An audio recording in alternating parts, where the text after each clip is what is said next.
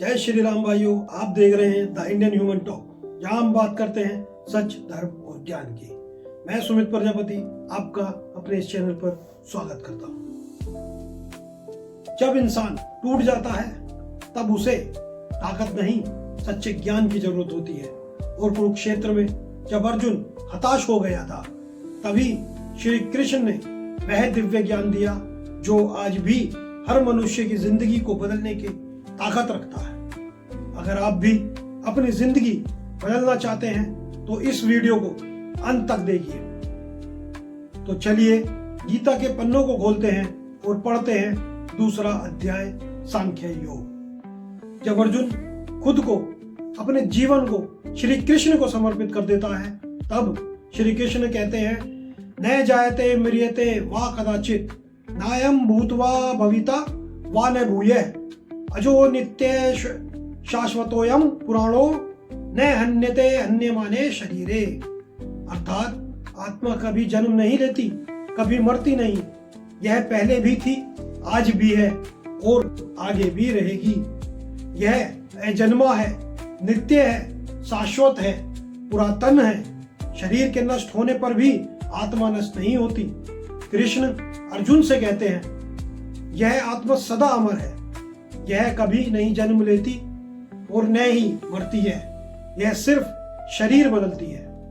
तो तू इस युद्ध में किस प्रकार किसी के मरने और जीने का शोक करता है? जिस प्रकार अर्जुन उस युद्ध में शोक में डूबा था, उसी प्रकार यही डर, यही शोक जीवन भर हमारे अंदर भी रहता है। हम हर वक्त अपनी इच्छाओं और भोग विलास में इतने मग्न रहते हैं, उनके पूरा होने की चिंता में ही अपना सारा जीवन गंवा देते हैं। बस यही चिंता कि सारे भोग इसी जन्म में प्राप्त कर लो। और जब कोई भी भोग हमें प्राप्त नहीं होता तो वह बनता है हमारे दुख का कारण। और कहीं हमें दुख न पहुंचे, हम भोगों को पाने की इच्छा में लगे रहते हैं और लोगों की इच्छा बढ़ती जाती है, जिस वजह से हम अपने कर्तव्य, अपने कर्मों का त्याग कर देते हैं और सिर्फ फल मिलने के पीछे भागते हैं। जबकि श्री कृष्ण कहते हैं, कर्मण्येवाधिकारस्ते मा फलेषु कदाचन, मा कर्म फल हेतु भूर्मा ते सद्गो अमस्ति कर्मणि। अर्थात तुम्हारा अधिकार केवल कर्म करने में है, फल पर कभी नहीं।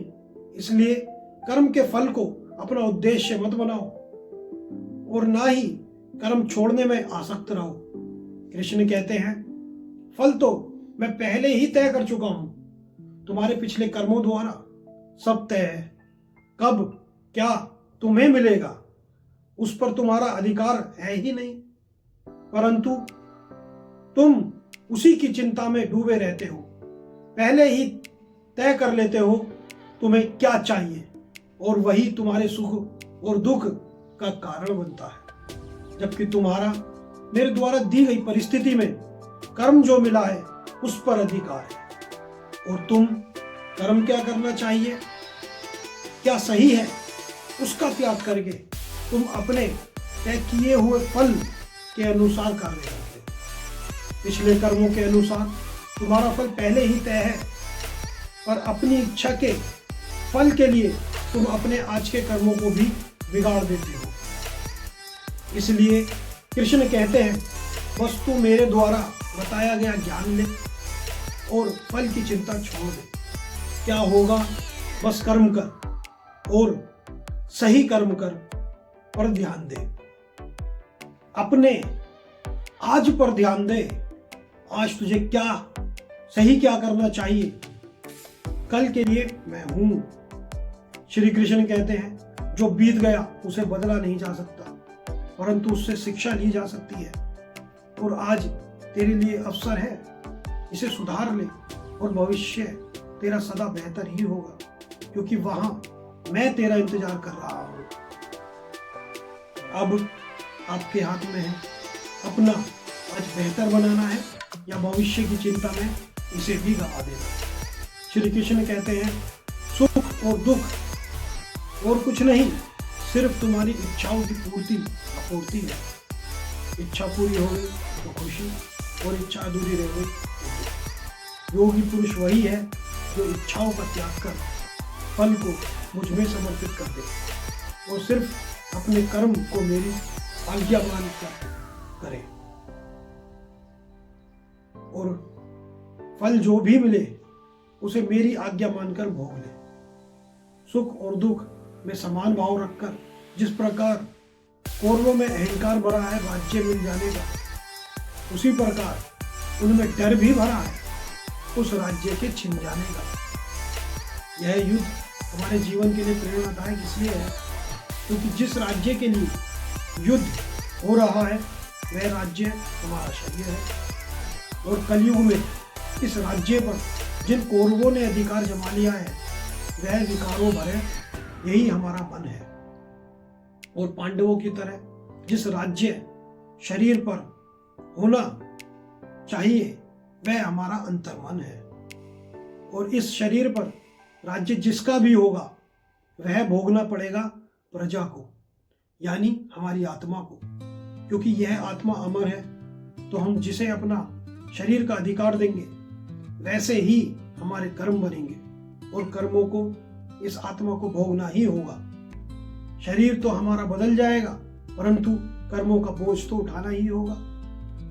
इसलिए जैसे पांडवों ने श्री कृष्ण को खुद को समर्पित कर दिया और वही किया जो ईश्वर चाहता है, उसी प्रकार हमें भी अपने अंतर्मन को उस ईश्वर को समर्पित करके वही करना चाहिए जो वह चाहता है। फिर वही ईश्वर आपको इतना शक्तिशाली बना देगा, और जो विकार रूपी कौरव आपके अंदर भरे हैं जैसे अहंकार, द्वेष, वासना, लालच, घृणा, सभी का अंत होगा, और आपके शरीर पर ईश्वर आश्रित पांडवों का राज होगा, और प्रजा रूपी आपकी आत्मा सदैव परम आनंद का अनुभव करेगी, सदा सुखी रहेगी। तो हे आज के अर्जुन, उठ खड़ा हो और युद्ध कर, अपने अंदर की इन बुराइयों से।